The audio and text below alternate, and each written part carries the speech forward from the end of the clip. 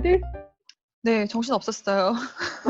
너무 4월인지 괜찮죠. 5월인지 맞아. 월요일인지 금요일인지 잘 모르겠더라고요. 지금 이게 5월이 됐다는 게 믿겨지지가 않아요. 지금이 5월 1일 밤이고 우리가 간단하게 현지에서 어떤 일들이 일어나는지 또 그리고 우리가 느끼는 게 어떤 점인지가 저희 채널의 가장 중요한 부분이니까 그 부분부터 한번 얘기를 해보면 좋을 것 같아요. 지금 네덜란드 같은 경우에는 4,800명 정도 사망자를 기록을 하고 있는데 더 큰 문제는 이제 바로 인접한 국가들인 벨기에나 이런 데가 아직은 진화가 된 상태는 아닌데 저희 회사 같은 경우에도 벨기에 오피스가 다음 주부터 문을 열기로 했어요. 그러니까 제가 느꼈을 때는 경제적인 압박 같은 거 그리고 사람들이 이제 견디기 힘든 것들이 좀 많이 작용을 한 것 같아요.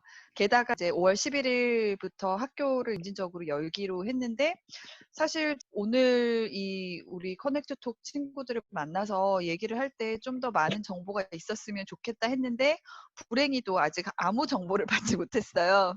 학교에서도 연락이 안 왔고 아이 어린이집에서도 아직 뭐 이렇다 저렇다 얘기가 없고 대충 어느 정도의 정보들만 가지고 퍼즐을 하는 정도인데 뭐 아이들을 10명만 해서 오전에 보내고 10명은 오후에 보낸다. 뭐 이 정도만 알고 있는 상태고 그렇기 때문에 지금 학부모들 사이에서도 좀 의견이 갈리는 게 많아요. 어떤 엄마들 같은 경우에는 벌써 플레이데이트도 시작하고 이번 주말부터는 체육 스포츠가 모두 다 오픈을 하거든요. 그래서 이번 이제 주말부터요? 네, 소규모로 시작하는 뭐 테니스라든지 이렇게 거리를 두고 하는 운동들은 레슨을 다 시작해요. 그러니까 뭐 테니스도 치는데 왜 못 놀아? 놀아 해서 이제 뭐 생일 파티도 시작하고 이제 점진적으로 누군가 생일 파티 이제부터 해도 돼라고 얘기는 안 했지만 그게 왜 안 되겠어라고 시작해서 하는 것들이 많았어요. 그러니까 그 단편적인 예가 지난주에 이제 왕의 날이라고 네덜란드의 이제 국경절이죠. 왕의 생일을 축하하는 날이 있었는데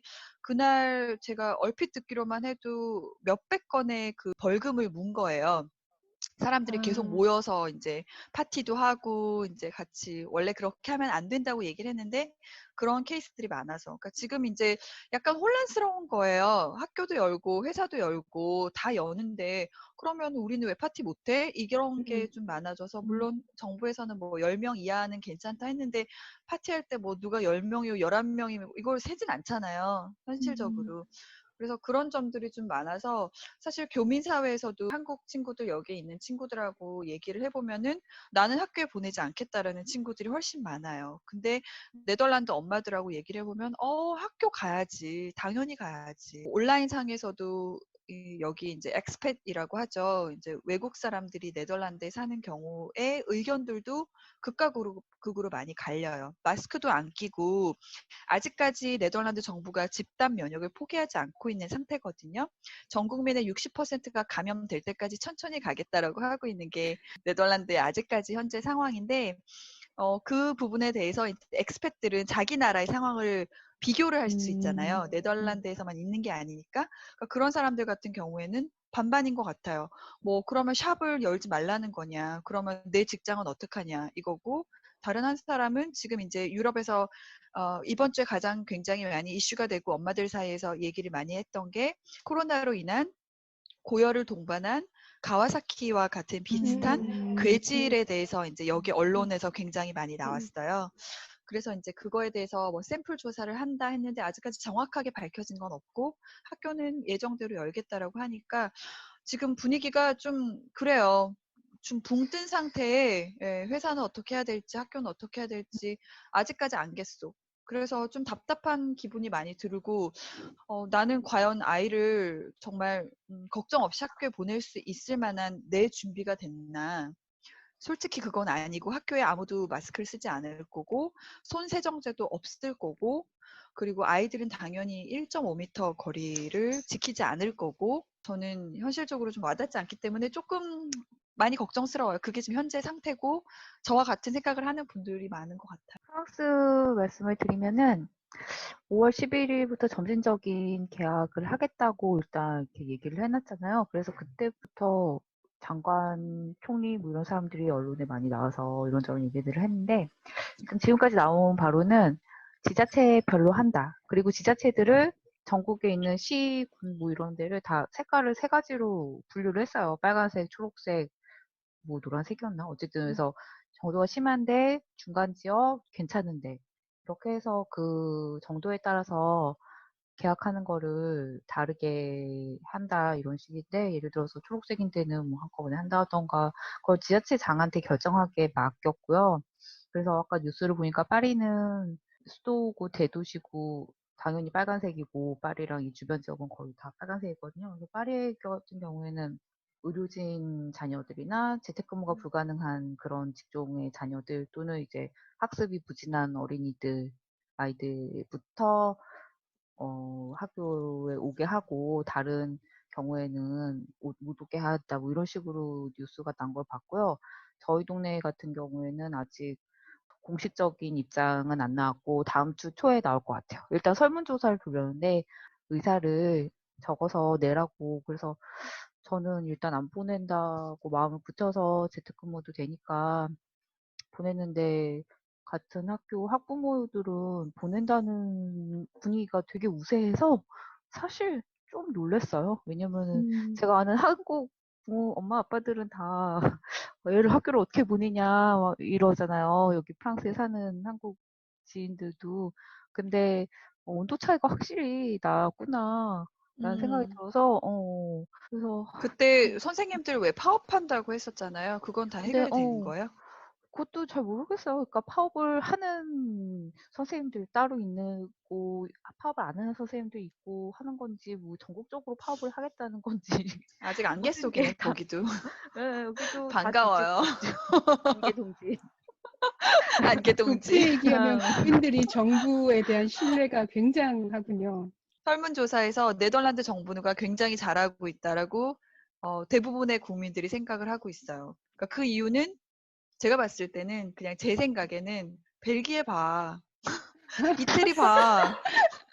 니네 저렇게 되고 싶어? 니네 스페인 미국 봐봐. 봐, 뭐, 미국 미국 봐 이런 봐봐. 거야. 우리 얼마나 잘해. 오늘 뉴스 같은 경우에도 보면은 지자체별로 아니면 뭐 문화단체들, 뭐 교육단체들 이제 이런 데서 정부의 지원금을 더 내놔라. 우리 더 필요하다. 이제 이런 게 나오기 시작했어요. 그러니까 이거 봐라. 우리는 벌써 지금 이렇게 뭐 살아날 준비를 하고 있다. 다른 나라 봐봐. 지금 난리 아니잖아. 그러니까 그 정부에 대한 이 무한한 신뢰? 이것 때문에 네덜란드 남자랑 사는 한국 여자들, 그러니까 그런 국제 부부들 싸움이 끊이질 않고 있어요.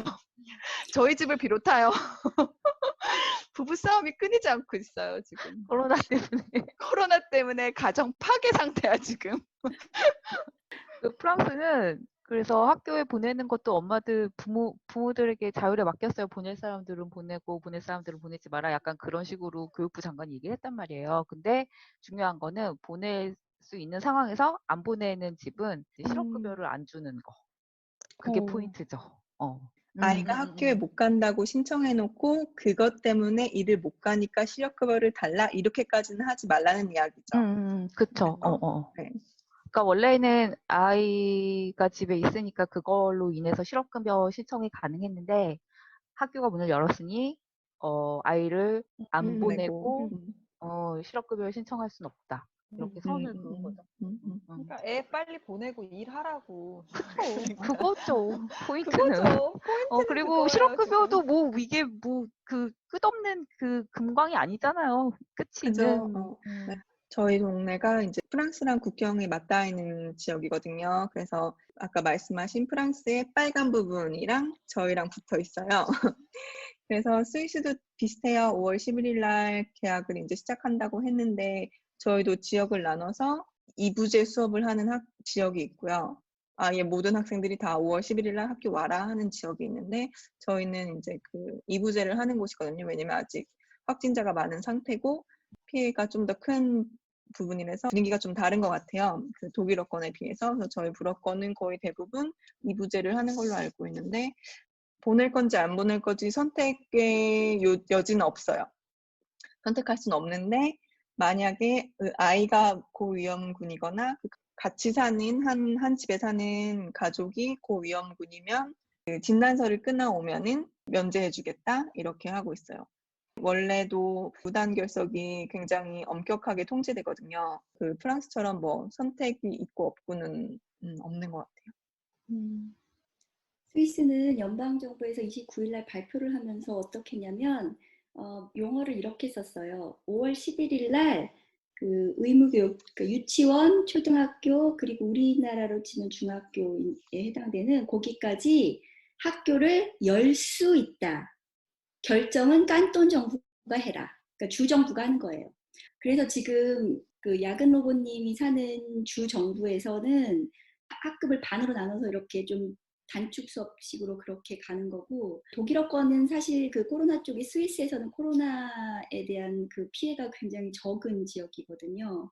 쭈리 같이 큰 대도시는 물론 조금 확진자가 많지만 인구 대비 그렇다고 굉장히 많지는 않은데, 쭈리는 그래서 똑같이 그렇게 그 학급을 반으로 나눠서 단축 수업을 들어가고요.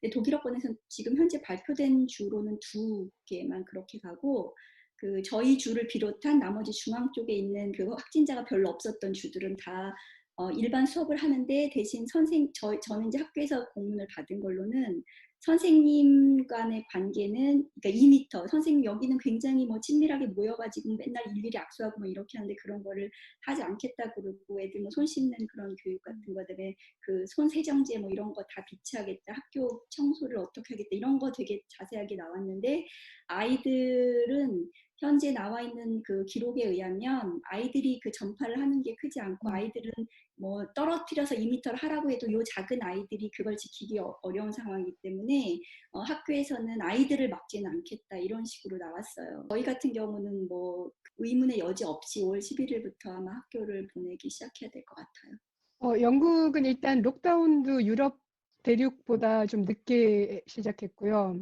전반적인 분위기는 아직 학교를 보내거나 록다운을 푸는 거는 좀 이르다라는 다수의 의견인 것 같아요.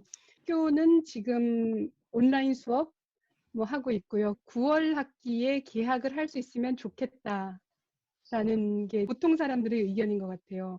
뉴스에 자주 나오는 그 토론의 쟁점은 학교보다는 사원 종묘상 그 식물 키우는 곳, 꽃 같은 거는 지금 1년을 보고 미리 다 키워놨는데, 물건은 보통 안 팔리면 쌓아놓으면 되지만 꽃이나 뭐 이런 식물들은 쌓아놓으면 죽으니까 이걸 어떻게 해결해야 한다는 게 논의로 뉴스에 많이 나오고요.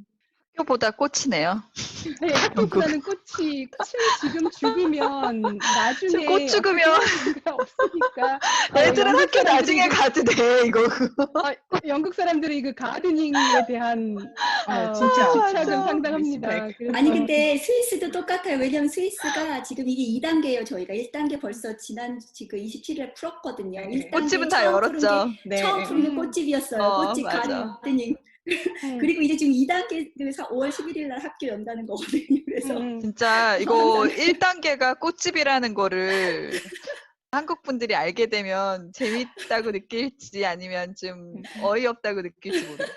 꽃집이랑 원예센터는 이제 두 다 가지 열었어요. 이유가 있는데, 이거는 올해 팔아야 하는 시기를 넘기면 그쵸. 못 팔잖아요. 뭐 그러니까 사람들도 그건 마찬가지예요. 그 시기에 집에 못 심으면은 그게 잘 안 되잖아요. 맞아, 맞아. 그 하반기에 경제가 이렇게 정상화가 되더라도 없어진 꽃이나 없어진 식물은 어떻게 할 수가 없으니까, 그러니까 그게 문제가 되고, 또 하나는 다들 짐작하시겠지만 갇혀 있는 사람들이 정신 건강에 아주 도움이 되기 때문에 그나마도 못하면 이거는 맞아요. 더 큰 문제가 생길 수 있다라는. 네, 한국에 뭐 벚꽃 보러 간다고 이제 맞아요. 그런 게 우리가 그렇게 그토록 꽃을 사랑했던 사람들이었군요. 평소에 깨닫지 못했는데 우리 생활에 엄청난 영향을 끼치는 그런 곳이었던 것 같아요. 가든센터가. 맞아요. 그 영국 이야기 들으니까 생각난 건데, 어제 뉴스에 이쪽 불어권에 사시는 가정이 나와가지고 얘기를 하는데 포인트가 그거였어요. 5월 11일 날 계약을 하면요, 여름방학이 7월에 시작해요. 6월 마지막 주가 요번 학기제 끝이거든요. 그래서 날짜를 세어보면 5월 10일부터 계약을 해서 학교 가는 일수가 20일이에요. 20일. 과연 애들이 20일을 학교를 더 가서 그 안에 또 8일은 이부제를 하는 거잖아요. 그러면은 결과적으로는 굉장히 터무니없는 일수인데 굳이 그렇게까지 해서 아이들을 학교에 보내야 하는 리스크를 지금 우리가 가져가야 하는가, 그거에 대해서도 얘기가 있더라고요. 왜냐면 한국 같은 경우는 아예 겨울방학을 연장하고 개학을 늦게 한 거라서 수업 일수를 뒤에 채우잖아요. 근데 여기는 이번 학기가 네, 끝나는 거고 다음 학년으로 올라가는 거니까. 네, 네. 8월이 그래서 지나서. 그래서 이것도 한국이랑 굉장히 다른 부분인데 이거 좀 생각해 봐야 되는 부분 같더라고요. 여기서는 그 애들이 실제 감염돼서 아픈 건 약한데 하지만 그게 남들한테 감염을 시키지 않는 건 아니잖아요. 그렇죠. 그래서 여기서 굉장히 큰 지침 중에 하나가 어린이들이 할머니, 할아버지를 만나지 말라는 맞아요. 거였거든요. 네. 그런데 여기도. 학교를 열고 애들이 서로 이렇게 만나면 다른 집의 그 바이러스가 우리 집으로 와서 우리 집에 사는 어른들을 감염시키는 그쵸. 거잖아요. 가장 큰 그거에 문제는 대한 조부모들이 아이를 보는 예, 집이 많잖아요. 이제 그죠, 부모들이 직장에 네, 나가기 시작하면 모든 아이들이 어린이집에 가는 건 아니니까 반가워 어린이집에 그렇죠. 가는 예. 거니까. 근데 정말 그거에 이게 좀 대한 대비책은 없나요? 그 계약하는 입장에서? 없어요. 없어요. 네. 이게 우리가 각 나라별로 이렇게 의견들이 다른 게 진짜 흥미로운 것 같아요. 나라 안에서도. 나라 나라 안에서도 안에서도. 진짜 네. 정도가 다 다르기 때문에 지역마다 그런 게 좀 논리적으로 가는 부분이 있는 것 같아요. 오늘 이야기 나눠줘서 고맙습니다. 네, 고마워요. 만나서 반가웠어요. 고마워요.